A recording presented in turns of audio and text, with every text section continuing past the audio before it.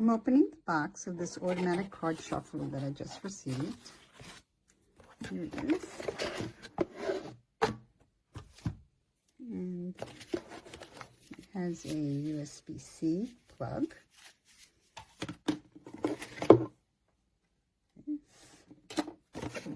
And instructions. So there really wasn't much to do. This is the card shuffler. It's actually charged already. This little piece of plastic goes in here. It catches the cards. I don't have two of the same card deck, but I'm going to put them both in here. One on each side. And I'm going to... And there they are. They're all shuffled. Let's see.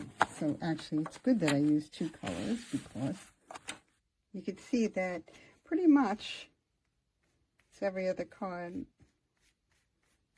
did a good job. And it was really fast and it wasn't really noisy.